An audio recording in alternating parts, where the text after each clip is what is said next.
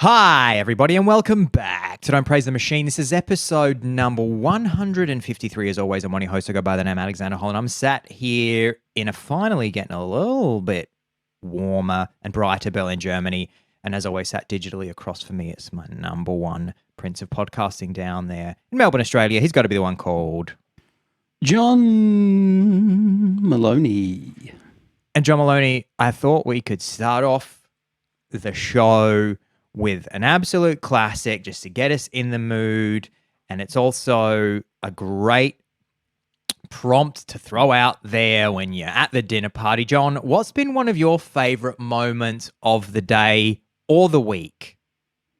Well, thank you for asking, Hal. You're welcome. Well, I'm just opening our bread course. I'm opening up. I'm holding space for joy. I'm holding space for you in moments of joy. So just think to yourself, That's just the kind of talk that makes me get up and leave the dinner party. I think probably the best part of my day, which is one of the highlights of my week, has been sending out the newsletter. And I hope that as we're coming to air, it's getting into some hot little hands, or as we're recording, I should say, it's getting into some hot little hands who are, maybe on the tram, going home from work, maybe in Berlin, they're on the O-Bahn going to work. And you might be on a barn. If you're in Germany, you might be on a barn, which could be on a barn. Like a way, basic sort of transport way. I assume that Adelaide isn't the only place in the world that has an O-Bahn, but I think you might be. Yeah. I think it may be close to the only one. Yeah, I think we should do. Man, I'll put that in my notes. We definitely should do an episode on the O-Bahn bus track. Great bit of Adelaide lore. It's a real monorail. Put this city on the map with an O-Bahn story. It totally was. While I've got you, I will just check. It's one of only two still operating in the O-Bahn busway.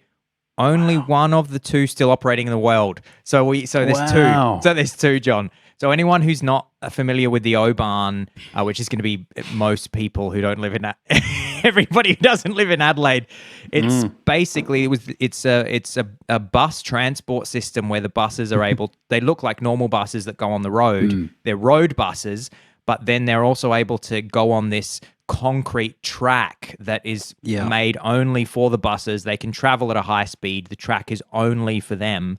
And Adelaide put it in, I think, in the mid-'80s, and I used to get it to and from school every day. But I won't go too much into it.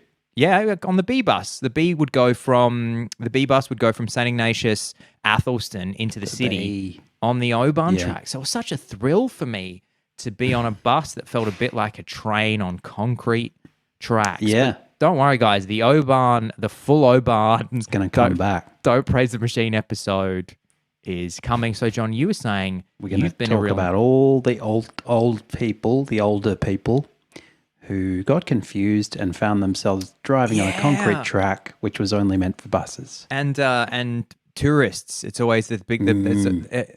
Every few years, a tourist accidentally drives onto the concrete tracks because it looks like a regular entry to a freeway. Does, which in Adelaide or in South Australia attracts a mandatory life sentence. So there are many tourists.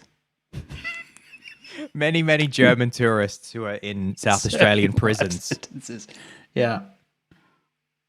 I don't know how deeply we want to go into that because it is a ripe story to revisit in its full glory, I reckon. Yeah, I think we should do a full O-Bahn episode. But you've been maybe even a podcast, a whole podcast, podcast. Yeah, a side podcast.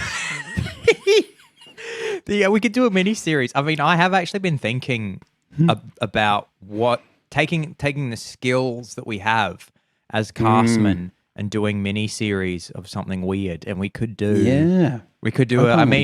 I mean, if we were looking at the data, as I mentioned a few weeks ago, number one podcast genre is True crime. And what's the Australian home of weird true crime? It's South Australia. True. I mean, it'd be dark but fun. Dark but fun. You could market it as a, bodies in the barrel case podcast, but then just have lengthy digressions about the history of the O-Barn.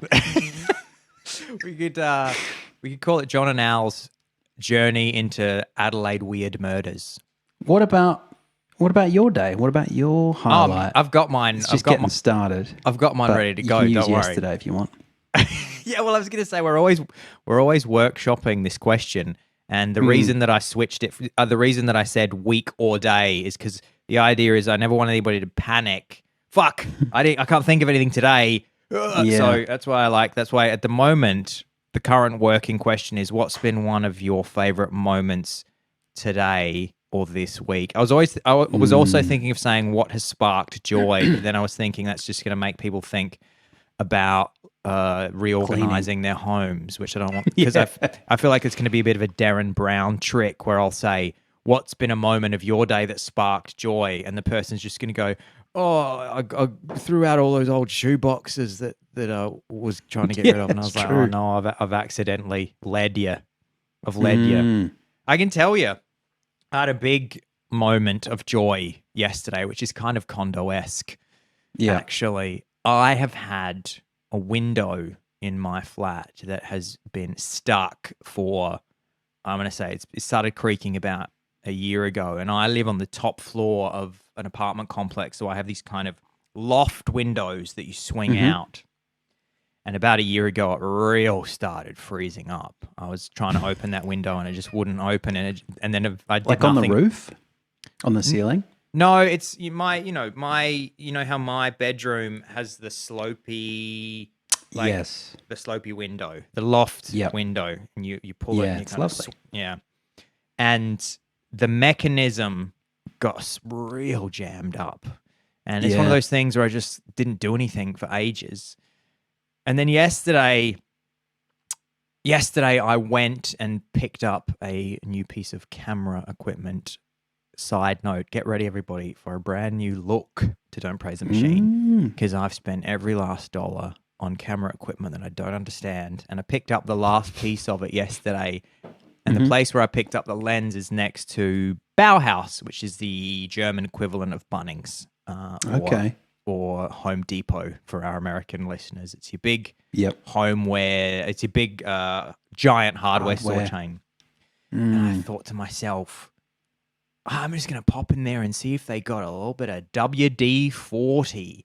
And what great brand positioning and awareness WD-40 has, that it was just in my mind's eye as the universal lubricant. I don't know. There's probably 1,000 other lubricants that I could have chosen, but I'm not a hardware guy. I'm not lubing up a ton of things. And so it's the rollerblades of lubricant. It's the rollerblades of lubricants. It's the Kleenex. The rollerblades are it's the Hoover a brand, right? Exactly. Is there a name for that in marketing? There must be. That's a good question. It's like your brand becomes just the byword for the product itself. That's victory, isn't it? Oh my God, that's total victory. Hoover, Hoover and Kleenex. Yeah. But so I went into Bauhaus, and it's funny how this in itself also made the experience joyful.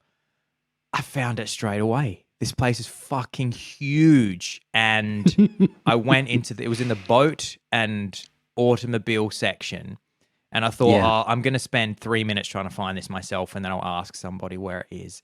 And I actually brought it with me because it's sparked so much joy, and also because, look, this is also a good excuse for anybody who's not checked this out on Tube. Just chuck this bit on the Tube, put on YouTube just for this bit. Look at these. Isn't that the cutest little thing you ever did see?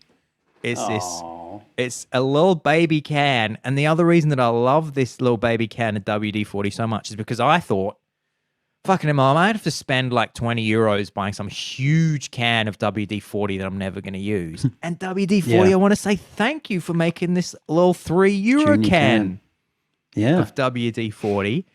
So I get, man, this is getting long, this bit, for a really boring outcome that everybody can already guess.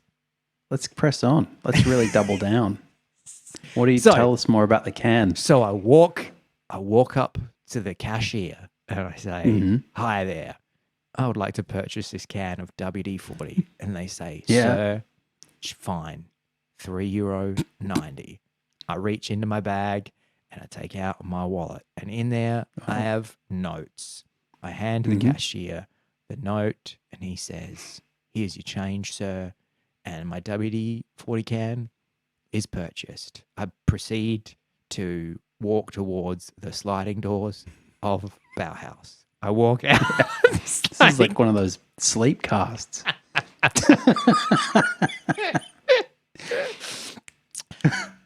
So, skip ahead. I'll do the very Gen Z. What have we spoken about before? They say they go da-da. They go da-da-da-da-da. Da-da-da-da-da. That's it. Da-da-da-da-da. And then da-da-da-da-da-da-da. I get home. I go up to my stuck window and I just grease that motherfucker up like you've never been seen before. I'm squishing so much slippery juice all over the mechanism.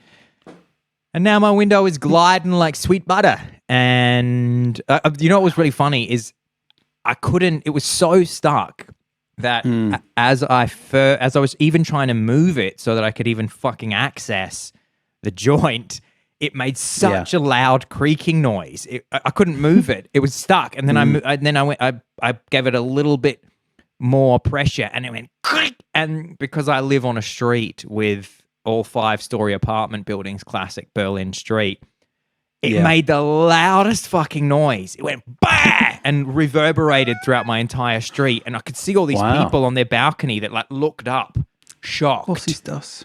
Was ist das? And they must have thought, my God, what kind of life is that man living that he's allowed his window to get to the point where moving it has shocked the street?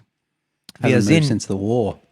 Hasn't moved since the war. And got the can in there, greased it up, and now my window is so slippery, and I've just been spending hours and hours peering out of the window because I'm opening and closing it, and I can't hear a single thing.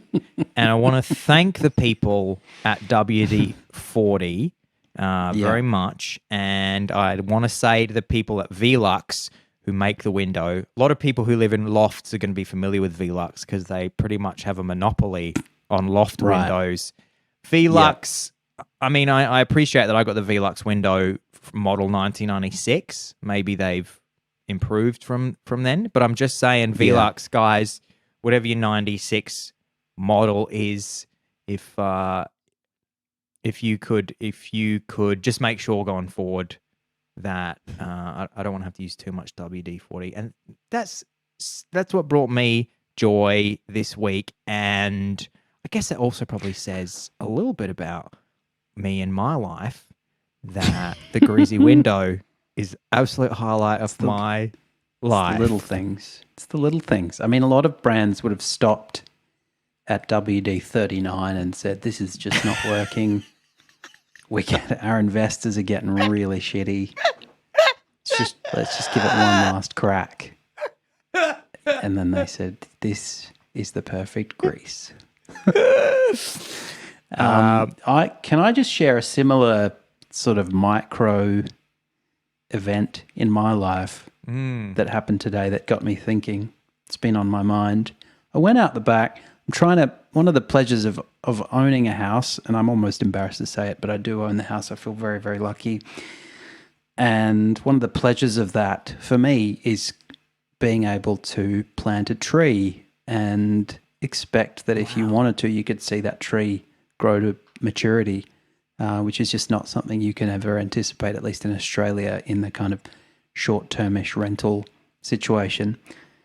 But I went out the back. I'm trying to grow this tree. It's a hakea, which is a lovely native Australian tree, and it's been falling over. So like a lot of saplings, I put a stake next to it and put a rubber band around it to tie it to the stake. And I was fiddling around with the stake today, and I thought, what the fuck is this? Like, why am I involved in this process at all? I'm not a tree. Like, why can't All I expect this tree to do is grow roughly upwards at a pace of its own choosing, but I've got to manually kind of direct it towards the sky, or else I guess it'll grow sideways or down. And so I'm on my hands and knees fucking around with this stake, and I'm just like, maybe this is like the equivalent of using too much antibiotics. We need to give trees a little bit more robustness by not staking them, because they've become weak and shitty. Yeah, Like us. can't even grow up. And then I thought of that quote, like hard times produce strong men produce good times. Like you say, strong trunks produce kind trees produce weak trunks or something. You said to me in the week, I've got something I really want to talk about that I've been holding on to for years, and it's going to come out of me into the microphone this Thursday night. These are such good segues. Such good segues. I was going to just before you get into that. Yeah. I decided to wear a singlet with a chain. Oh yeah. Today. Lots of you're an visual 80s bad boy. Lots of visual lead magnets to try and suck people into watching the YouTube, to subscribe to the YouTube channel. But as soon as I saw this, and as soon as I got on camera, and I guess also because my beard is a little bit extra length, I just thought I'm starting to look a little bit like Russell Brand, getting a little bit Russell Brand vibes here with the exposed chest and the necklace and the beard. Hirsute. Yeah, well, that's okay. You can just be in Get Him to the Greek too, because Russell's no longer the casting magnet de jour. Yeah, I don't think the Hollywood elites are a big fan of. He's not in the Hollyweird club anymore. Nah, he's out. Yeah, so just taking advantage of that segue, I mean, you've crafted it perfectly, so it would be a shame not to. I would like to say that Mr. Peanut is the strangest mascot in history. And as you know, I've been talking a little bit on recent episodes of the show about Superbowl ads. We talked about a couple of weeks ago the ad for Twisters, which is the standalone sequel to the 90s disaster film Twister. And of course, that was a Super Bowl ad that aired this year while Travis Kelce was running around and Taylor Swift was watching him from the stands, thinking about her future trip to Australia to do a tour. But most people know that Super Bowl ads are one of the highest paid spots in the kind of marketing calendar. They're one of the highlights of the US marketing calendar. A bit like Christmas ads in the UK, except that obviously the Super Bowl is much, much more compressed in terms of the time available for ads. So it's very competitive. You've got a huge captive audience, over 100 million people, I think. And so it's very expensive. In fact, it's about as expensive as I think TV advertising gets anywhere in the world. So just for a 30-second spot this year, you would have paid around $7 million. Yeah, which is actually a lot higher than it's skyrocketed in recent years. So just back in 2019, it was much lower than that. It's gone up about 55%, several $1 million to around $7 million. And of course, that'll get you just 30 seconds. So sometimes people want to show ads that are longer than 30 seconds. And in fact, I think the most expensive ad remains, well, I guess there's a degree of speculation in this, but remains an ad from 2020, which was a 90-second ad for Alexa, Amazon's robot servant, which had Ellen DeGeneres, who now you wouldn't pay 2 red cents for, but she had a bit of social capital back then, I guess.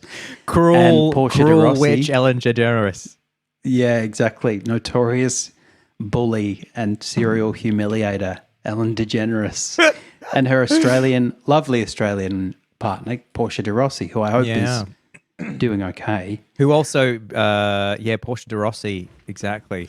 Sweet Porsche. Is she a nice person, or does she have a little bit of bully in her as well? Maybe she does. Is it Portia de just sorry to sidetrack you just one second on. Is it Portia de Rossi that's in the Barnacle Bills commercial? I think it is. She may well be. She may well be. I was just because if Shout you out to mentioned show sponsor Barnacle Bills. it was. So Portia de Rossi, just anybody that wants to check it out. Again, this is getting very Adelaide in the weeds, but I think I don't know if this was when Barnacle Bills was a national franchise, or it might have just still been just South Australian. But Portia de Rossi is in a Barnacle Bills seafood restaurant chain commercial from 1992. So, John, for anyone else, Barnacle Bills is like a shitty fried seafood chain. So it was not the highest ebb for her on her journey to stardom. Now, John, I've derailed you there. Let me just re-rail you leading by example. For the T-shirts that we sell. You were talking there about the Super Bowl. You were talking about Ellen DeGeneres, Portia de Rossi. Back to you, my dear friend. Perfect. Textbook. Although you usually use a very thick Australian accent. You say, that's right. Now back to you, John. You were telling us about... Sorry, Bev, interrupted you with me Barnacle Bills Portia de Rossi bit there. Back to you now. I cannot wait to hear what happens with Ellen DeGeneres, Portia de Rossi, and the Super Bowl. Well, this was really just a bit of a digression. So that's a digression from a digression. But I just found it fascinating to learn a bit more. Anyway, this ad with Portia de Rossi and Ellen, which was for Alexa, went for 90 seconds. So in 2020, that cost them around 17 million US dollars. And of course, we're talking just about the ad space itself. So the ad production and the star power, if you want to get a famous person in it, will often cost you a lot more. So often these are really well thought out, memorable campaigns. They've got gimmicks that become like a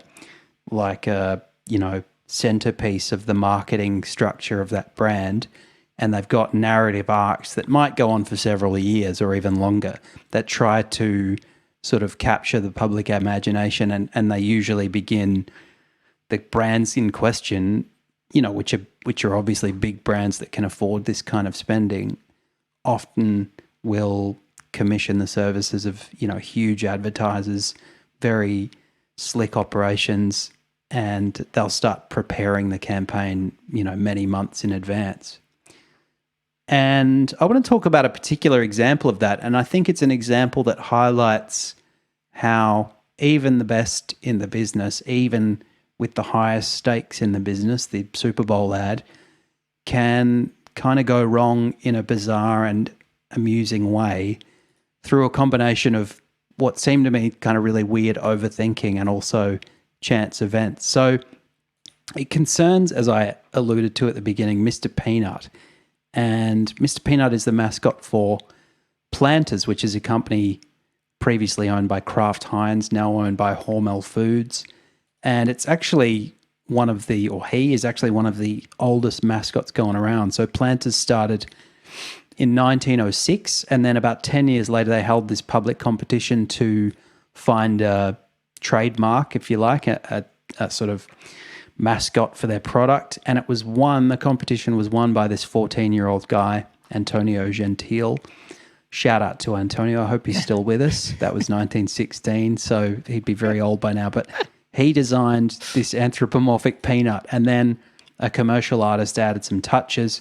So that basically led to the Peanut character becoming what we now know as Mr. Peanut. So he's a kind of classic toffee gent, got a monocle, he's got a cane, he's got white gloves, he's got spats, he's got a top hat, and his body and head are a peanut. And he's gone through various iterations, but he's basically kept the same look for well over a century now. Now, summer of 2019, so just before people started to think about COVID, Planters had given this group called Vayner Media a brief to, quote, create the most talked about Super Bowl ad ever made. So this was a big target. What year was this? 2019. Oh yeah, So I know. this is It's Gary Vaynerchuk's media. Gary Vaynerchuk, just as an aside, is a huge. Is that right? Yeah, it's Gary V. Wow. So they started planning VaynerMedia and talking about ideas. And I read this interview with Mike Pierantozzi on CNBC, who said, "We started talking about how the internet treats when someone dies. Specifically, we were thinking about fictional characters, like when Iron Man died." It's an interesting thing, I think, to imagine that meeting. He said that produced an incredible reaction on Twitter, and they wondered, quote, "what would happen and how would the world react," unquote, if Mr. Peanut passed away. So they decided to kill this character that was then about 103 years old. And the ad itself, in which they execute Mr. Peanut, is really worth watching because it's just very odd.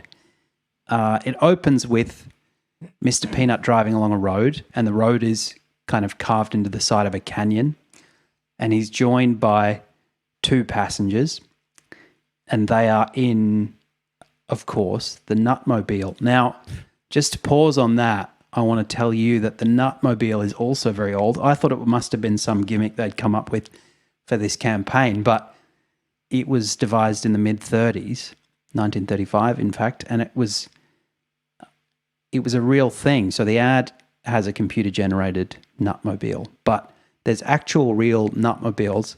Traditionally, there are 3 of them, and each year 9 drivers who are known as peanutters will be recruited, often from colleges, to drive around the country giving free Planters merch and free peanut samples to people. And often they're college students with marketing degrees.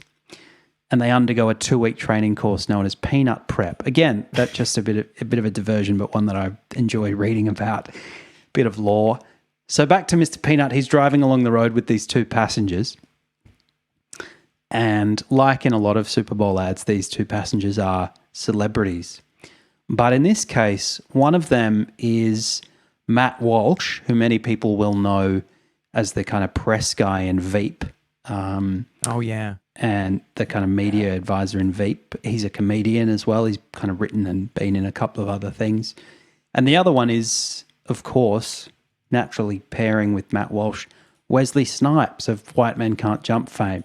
So the very idea of putting them together just seemed odd to me, and it kind of looks odd. I mean, you can see that they're sort of celebrities from different eras, but I think maybe, and they have a very different kind of energy, but maybe they just thought, okay, well, maybe they thought we need one white person and one person of color, and they went through a list of celebrities who said no and ended up with this weird random pairing.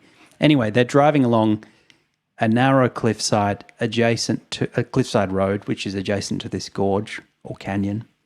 And they're singing along at the top of their lungs, and they're singing, for God knows what reason, they're singing Cutting Crew's "I Just Died in Your Arms Tonight," which is also on the radio in the Nutmobile. And then there's an armadillo in the path of the Nutmobile. Why is it an armadillo? I don't know. It's not explained. But the armadillo's forced to avoid it and swerve off the road, and it drives off a cliff and crashes at the bottom of the gorge. And everyone falls out of it on its way down and grabs hold of a tree branch that's hanging above the canyon. So you've got, side by side, you've got Walsh, Snipes, and Peanut. And the branch starts to snap under their collective weight. And Wesley tells Matt to let go, and Matt says, no, you let go. So they're kind of squabbling. And then Mr. Peanut gives this kind of knowing smile, and they realize that he's going to let go to save their lives. And they say, no, don't do that.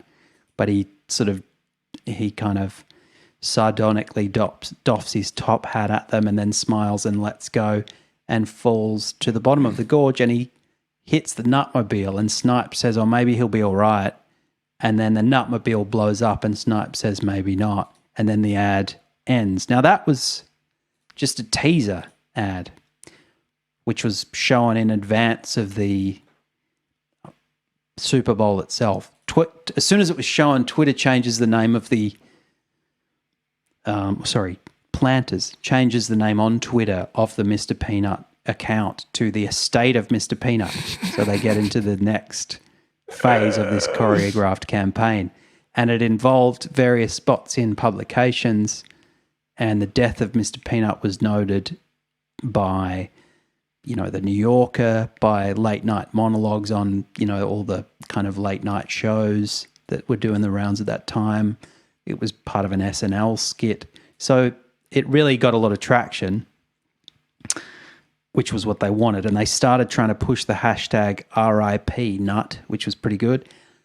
And that was all well and good. And then on the 26th of January, people might remember that horribly Kobe Bryant and his daughter died in a helicopter accident.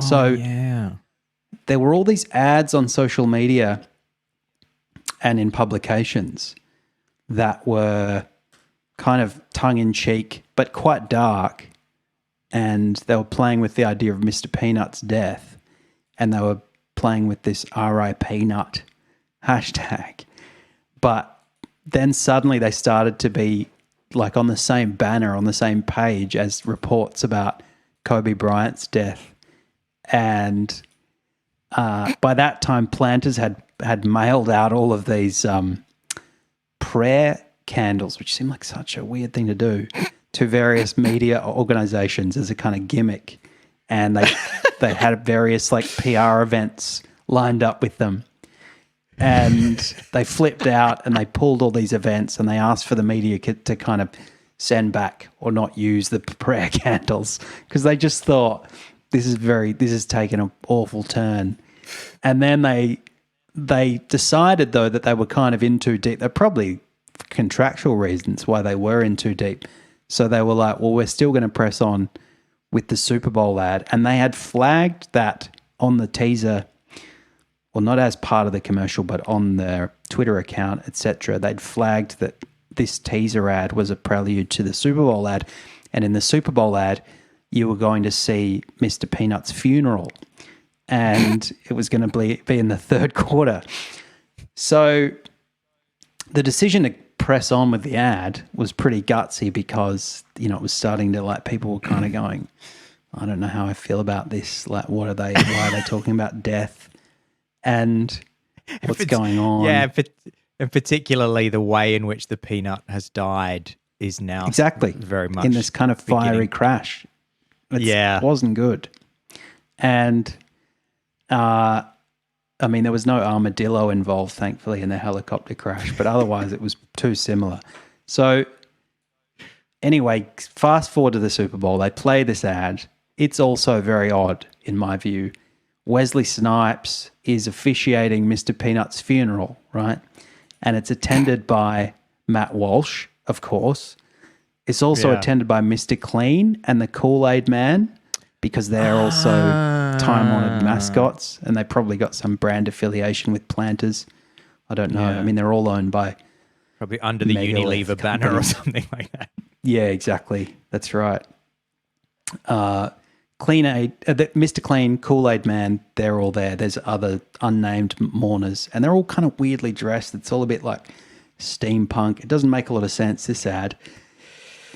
Wesley's giving a eulogy, and at one point the Kool-Aid Man, who of course American listeners will know, maybe most Australians I think now will, and others, is an anthropomorphized jug full of Kool-Aid.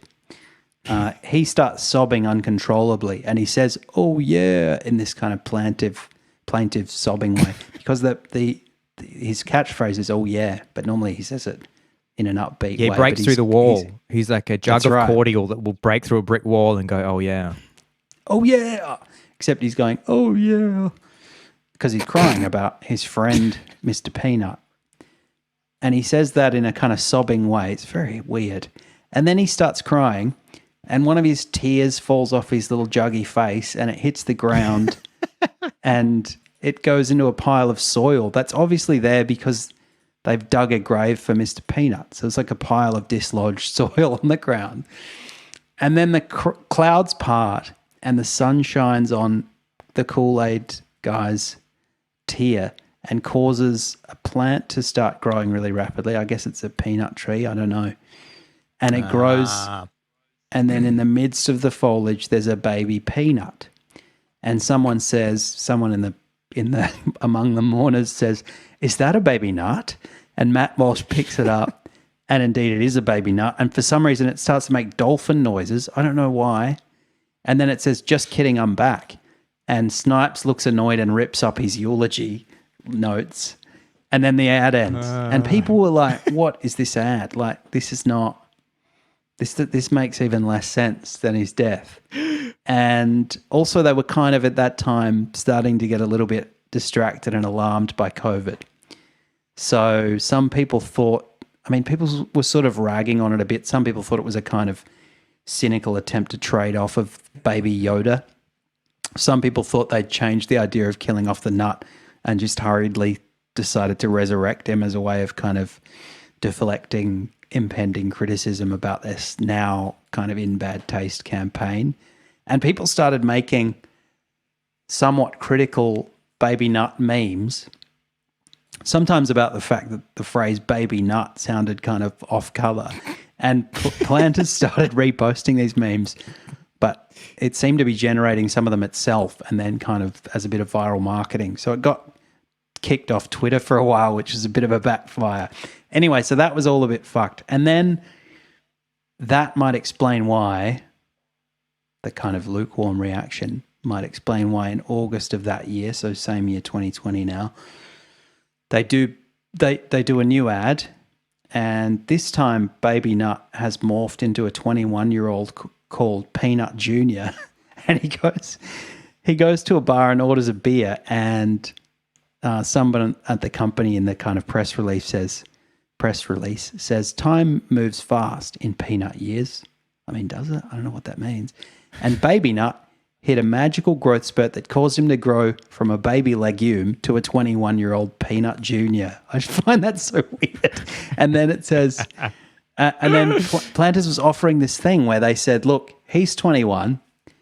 If you have had your birthday in COVID, in quarantine, and you write in and you do it in 10 words or less, and you tell us what your dream birthday gift is, and you include the hashtag, so you're writing to their Twitter account, I guess, and you include the hashtags sweepstakes and make my birthday nuts, then as part of what they called a shellabration campaign, peanut shell, they would give you $2,100 for your 21 years dropped off by the Nutmobile itself to kind of celebrate Peanut Junior's 21st.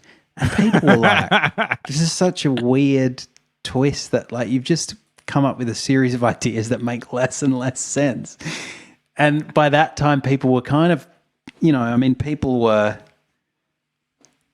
reeling from COVID. A lot of people were just not in very good spirits.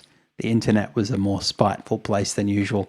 And actually an Australian YouTuber called Mr. Sunday Movies posted a kind of lightheartedly grumpy post accusing Mr.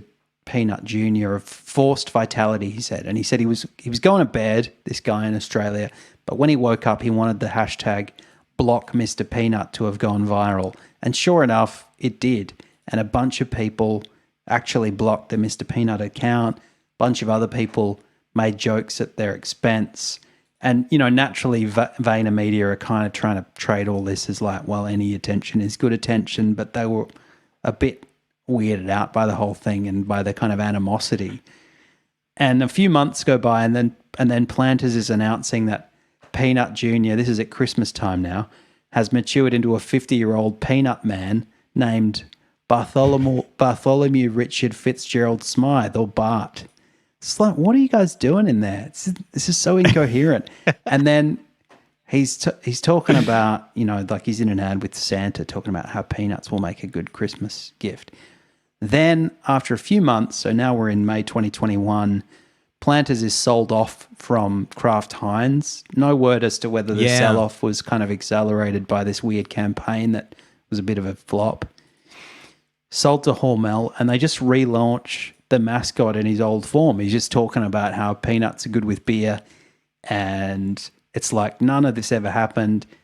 And when the next Super Bowl came around, Planters made a point of saying, we're going to give our advertising fee from the Super Bowl for this year to people as a kind of charitable donation to people that we identify as being a nut above, as they put it.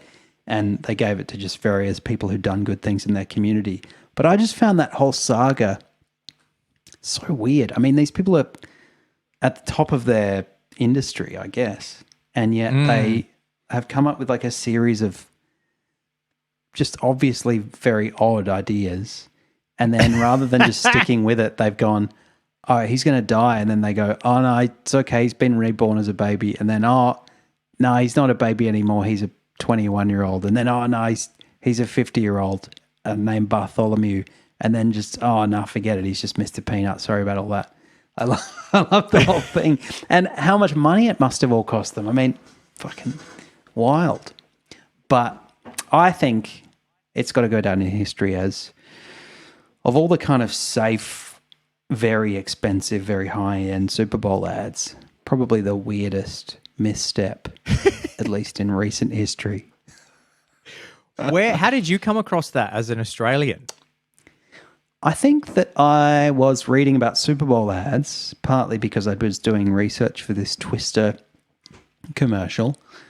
And often when there's a bit of a stir caused by Super Bowl ads, people will go back to this as the kind of gold standard of a fucked up ad campaign in the Super Bowl. Jumping the shark ad campaign. Exactly. It is jumping. It's very much in this.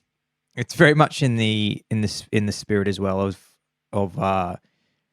cinematic reboots and things like that, where they need to make something new and they just act like they just say, "Oh, this doesn't have anything to do with that other universe." It seems like Mr. Peanut exists in different universes, and that's how they're able to sort of place him where they need him to conveniently be to sell more peanuts. Which had the audience asking, which peanut universe are we in now? The Nutverse. Which nut world? Yeah, that's right. There's a multi-nutverse. And yeah, I don't quite know where Mr. Clean and the Kool-Aid guy fit into it, but or Wesley Snipes. Very strange. Yeah. And the previous year they had Charlie Sheen on their campaign, so they're not averse to a bit of controversy. Oh, wow. They're a very they're century-old just peanut farmers, but they love to just go fucking hog wild and do weird things in their ad campaign. I wonder how Heinz sold it, so presumably, I mean, the question at the end of all that stuff is always, did it increase sales? You know, like that's right. People will say this whole thing is disgraceful, and the company will act as, oh, we're so sorry, mea culpa, and then they'll just go and check they'll check the Excel sheet and just go, well, did this move the needle or not? There's a campaign going on in Berlin at the moment, which is getting quite a lot of attention. Particularly, I've seen the attention on LinkedIn, but there's a campaign which I just think is fucking shit generally creatively. But I think it's a company selling reusable bowls, and it says like Tupperware, and the billboards just say something like free. They say free bowl job. That's the ad. So there's the bowl, and then you see the bowl. The billboard is literally the bowl and just huge text, and it just says free bowl job. And everybody had an opinion about it. What's a bowl job though? That's not really a pun, is it? I mean, this is the thing with, I have a running joke with my friend Owen about, there's a big thing in German advertising to do English puns that they're not, because English isn't their first language. I mean, most Germans have an impeccable grasp of English. And their vocabulary is sometimes better than Australians, than I know. But not the highest bar, but still. The intricacies, the intricacies and the sort of deft touch that you need with humor is always on a slightly different level with languages. And so there's a bit of a thing in German advertising where they do English puns It's very. Yeah. I've seen so many ads in Germany, billboard ads in Berlin, where they use English and they use a pun, and they're just bad. They're just bad puns that you go, yeah, you got to be like, you kind of.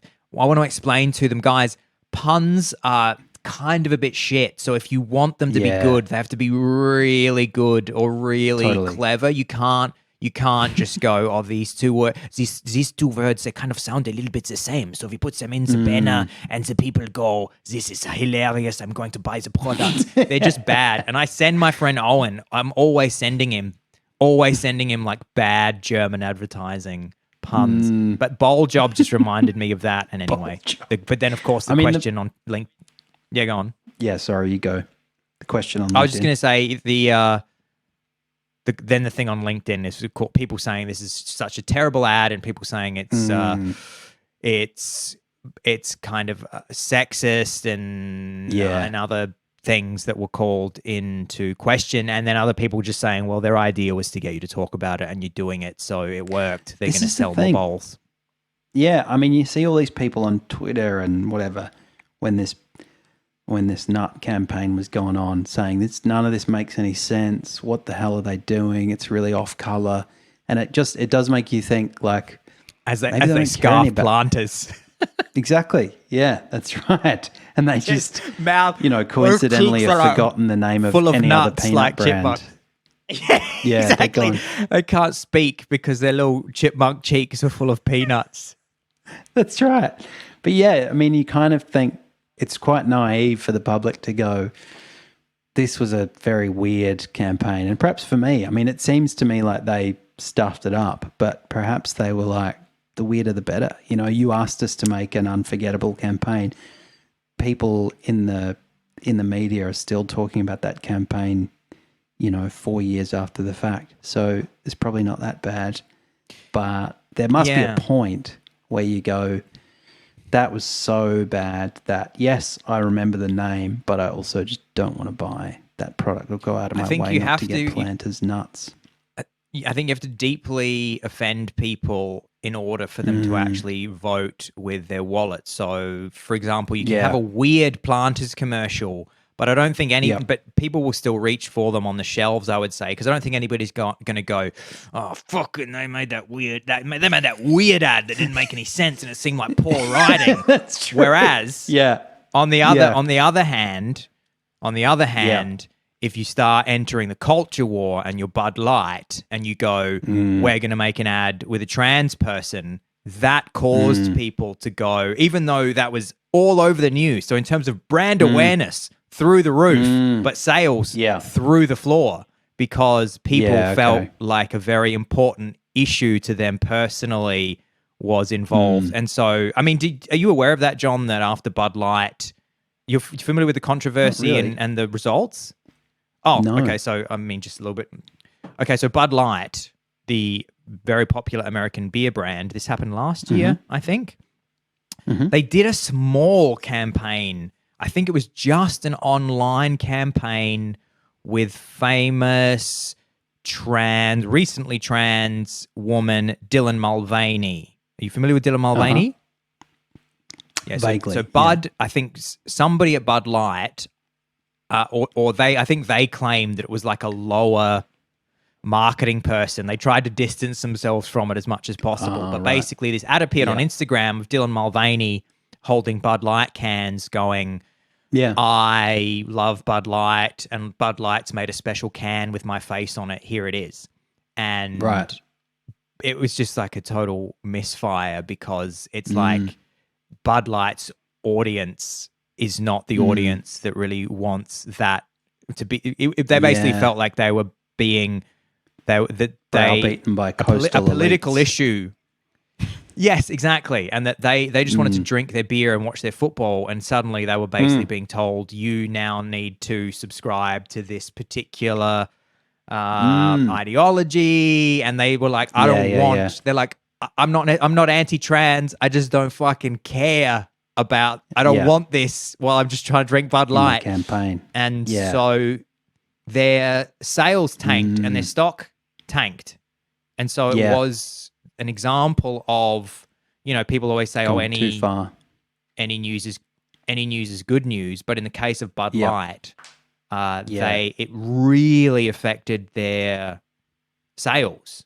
And so there are examples of you doing a campaign where if it's a certain issue, then I mean the Bud Light thing is really fascinating. They then came out, Bud, and you should watch the commercial that they made next. It is hilarious. They were panicking, and so they made this commercial really quickly that was like men on horses with American flags. They were it's so pathetic. It looks like a joke. They were going, they really quickly just went fucking is this it? Guns, American flags, horses, cowboys, big muscles, Confederate flags, women with boobs on Confederate flags. Please buy the beer again. I wonder if there's any examples of like, I remember in the 90s, for example, there was a salmonella outbreak from Garibaldi meats in Australia. And it did put, I mean, I still remember the name Garibaldi. So I think, you know, you never ate it again. I never ate it again. No. And they probably went out of business. But, you know, someone might say, well, look, let some brave marketing person probably say, look, let's contaminate a few of our products, just enough so that people are talking about us for years. But then they'll trust us again, and then they'll think, you know, I really like the way those guys responded to the fact that that's true. There was mysterious poisoning in their products. And now that's all behind us, and the only brand I remember is that brand. Well, Chipotle had I think it was salmonella. They had a food contamination issue a few years ago. The huge high-end fast food chain Chipotle in America had some food contamination issue, and they, I think, are now held up as the example of a company that responded to that in such a way that they went from. I think there was a very temporary, perhaps, downturn in sales. And then now they're just back to full force. Yeah. Well, there you go. That's it reminds me of the time when, as a young lawyer, I had a client whose visa application I was doing, and I misplaced their passport, and I did such a good job of apologizing, and I eventually found their passport. It took me about a week. It had fallen behind a filing cabinet, and they said, you know what, John, I'm going to let you finish, even though that was just an idiotic fuck up. I'm going to let you finish my visa application. And I thought, man, I must be doing something right, because I'm failing in basic competence and they still want me to be their lawyer. And so I took that as a plus. And are they still in the country? I tell that story whenever I get a new client. Are they still in the country? No, definitely not. No, I think they did fine. This was in the UK when I was very junior and didn't know what I was doing. Oh, okay. But you didn't know that. As far as I know, you didn't know that you weren't allowed to lose passports behind a filing cabinet. Yeah, I mean, I wasn't fully qualified as a lawyer, and that sort of technical information wasn't really in my wheelhouse yet. I was just like, I thought passports were single-use items, and you'd already used it to get into the UK. I thought you could just get another one. I thought you just did another one on the PDF from the printer. Yeah, that's right. At the office. Yeah, man. If I hadn't found it, I probably would have given that a crack. That was the worst. I have a fun little end of the show bit here, John, that I think you're going to love. I'd be interested to know if you're familiar with this. I was made aware of this by friend of the show, Samantha Cook, who texted me a few days ago and said, once again, you guys are somehow on the pulse before the pulse has even pulsed. So what was it, 2 episodes ago that we talked about UB40's Can't Help Falling in Love and the film Sliver, which nobody has thought about since 1993. No. The year zero of the podcast of the Don't Praise the Machine universe. I don't know what you're going to say now. Yeah. Anyway. Yeah. Go on, yeah. So that must have been maximum 3 episodes ago. And I don't think before not even. God knows the last time I thought about Sliver, except I think we talked about Can't Help Falling in Love. Or no, we talked about Sliver because of cameras in a room. Why are we talking about Sliver? Was it because of cameras? I can't even remember. It was me. I can't remember. I was talking about the fact that it was really disconnected because I then made the link with the fact that we were talking with the fact that one of the characters in Sliver played by Billy Baldwin, or one of the crappier Baldwins, is spying on everyone. But I can't even remember why I was talking about that. To be honest, we might have been talking about. We could have been talking about Epstein or something. Yeah, it was segue. Epstein. So then Sam's just sent me this link in the week that just says, from The Guardian, Sharon Stone names producer who told her to sleep with co-star. Actor says Hollywood mogul Robert Evans told her to have sex with William Baldwin whilst filming the 1993 film Sliver. So we got 1993, we got a Baldwin, and we got Sliver.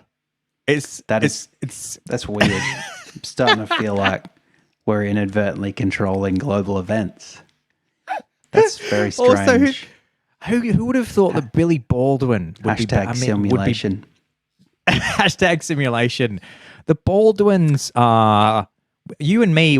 You and me will have to end up at a dinner at some point with all Baldwin boys and Ilaria. She'll probably not want to sit next to us. But us and the Baldwin brothers, and then Billy Baldwin was all angry on Twitter responding to Sharon Stone, which is just...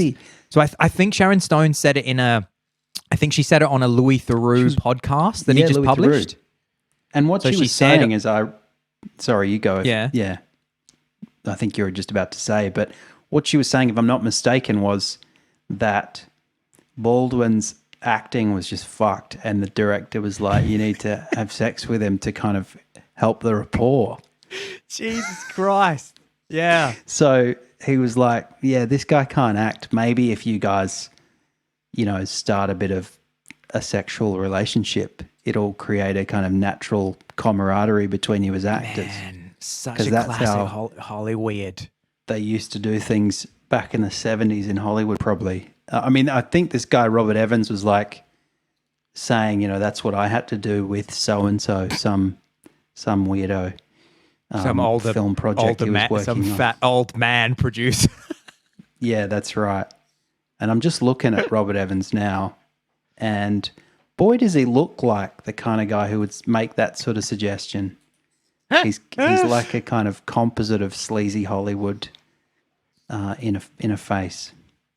So there you go. So she said that on the Louis Theroux podcast. The podcast comes out this week, I suppose. And then Billy is on Twitter /X, which I just love as well. That why not just fucking I don't know. I haven't listened to the Louis Theroux episode, so I'm not quite sure how disparaging her words are towards Billy. But his response just also seems quite petulant and weird, like a child. So he's jumped on Twitter and gone. I think this is on Twitter. Not sure why Sharon Stone keeps talking about me after all these years later, ? Does she still have a crush on me, or is she still hurt after all these years because I shunned her advances? So it's so lame. And then did she say to her gal pal Janice Dickinson the day after I screen tested and ran into them on our MGM Grand flight back to New York, I'm going to make him fall so hard for me it's going to make his head spin? And then he's just gone, I have so much dirt on her, it would make her head spin, but I've kept it quiet. I'm just like, how fucking old are you, bro? Like, Jesus Christ. It's not like 61-year-old man. It's not like she was saying anything directly. I mean, I don't know. Maybe she did say something directly about him. It's not like she's accusing him of suggesting it. So why is he getting all angry? Just be like, I don't know, unless he's really good friends with the Robert Evans. He was really good friends with Robert Evans. But that's just a very unlikely DPTM moment. Things popping up from more shit popping up from 1993 days after we've talked about it. Yeah. Man, the Baldwins are really deep in Hollywood. Like, I'm just looking it up. William Baldwin's wife is China Phillips, who's a singer-songwriter and an actress. She's a member of the vocal trio Wilson Phillips, who you will know, and also a daughter of the Mamas and Papas band members. And then you got to think about, what about Hailey Baldwin? She's his niece. Yeah, so I think one of the even more obscure Baldwins might be Stephen Baldwin. Let me see. Who really looks like they were, it was like if Alec was kind of 60% pure in the test tube, they were getting down to about 15% when they poured Stephen in. It's just, he's Baldwin mixed with fentanyl. And it's his daughter who's married to Justin Bieber. Is that right? Yeah, that's right. Stephen Baldwin. Let's see. Hailey's. Yeah, 2 children, including Hailey. And wow. She's married to Bieber. And then Bieber is Alec Baldwin's son. So they're actually first cousins. No, that's not true, but imagine. Powerful Hollywood. Imagine what kind of weird shit was going on it. They would have just spent their lives swimming in Hollywooddness. The kind of things that would happen. I bet the kind of things that would happen at parties that the Baldwins there would be stuff that would be so odd to us that they wouldn't even see it in the corner of their eye at a party. There'd be something going on in the corner of a party that Baldwins would go to that they would just think is totally normal. And it would just be the most shocking thing to anybody else. Totally. Or even just people turning up. You'd go, that man has the strangest face I've ever seen in my life. And they just say, oh, that's just my neighbour. He just looks a bit LA. I remember when I saw... LA guys. When I saw Martin Sheen at the Oxford Union many years ago, and I was thinking about him, because he's such a kind of salt-of-the-earth guy who didn't come from money. And I thought, what a weird twist that his son is one of the most like Hollywood fuck up people that you could ever have. all that memory of hardship and authenticity just erased in a generation. And then is it am I getting it right? Is it Emilio Estevez is another one of the sons? Is that? Yeah, that's right. Yeah. Yeah. Because Martin Sheen's real name is Ramon Estevez. So I always thought it was weird when I was a kid. I was like, why didn't Emilio just go with Sheen? But it was actually Charlie who was like, I'm going to take my dad's stage name. What does he look like? How's Emilio holding up? He looks all right. Oh, this photo I'm looking at is from... He's kind of got a bit of cherubic features, but this is from 2011. He looks like that's no way. I need a 2023. 2023. Yeah, I'm sorry, I can't do that. What I can tell you is that he dated actress Mimi Rogers, who later married Tom Cruise. I think she's the one who got Tom Cruise into Scientology. Oh. And then he married Paula Abdul. They were only married for a short time. And then she said...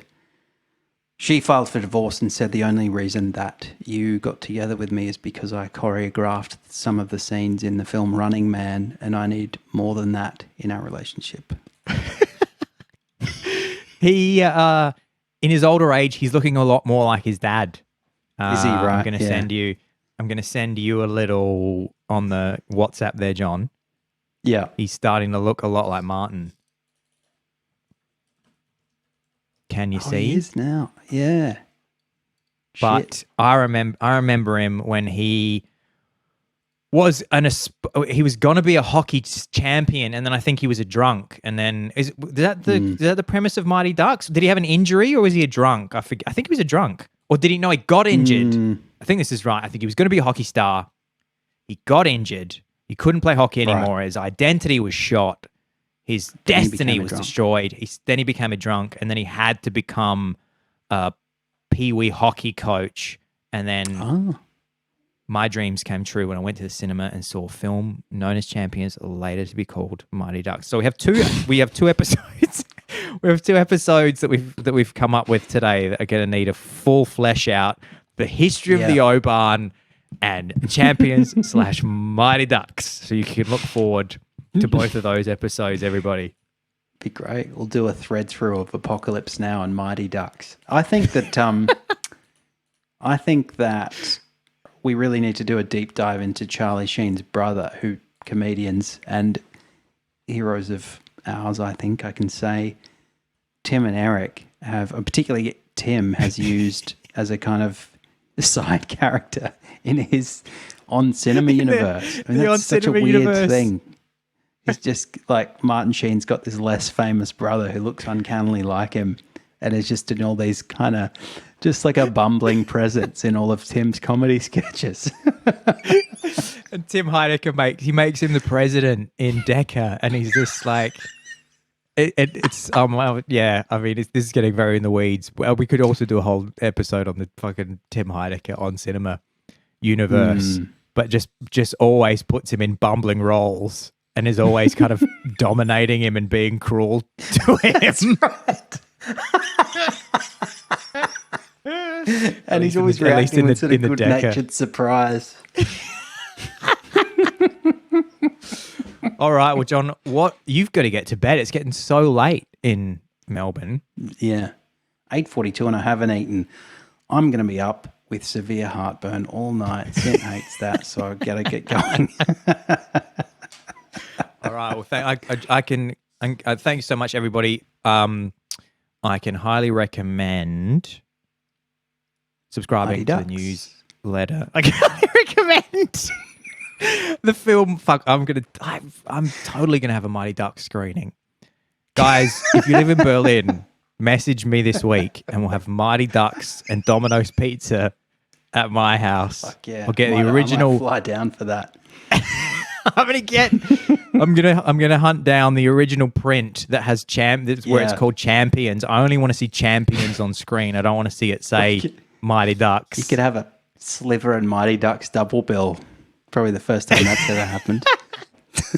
And we're all gonna cheer when they do the flying V to win the match on the ice, and an old Zamboni comes out to make the ice go real smooth, and they win the championship. Come over to my champion Zamboni party this week. Oh dear.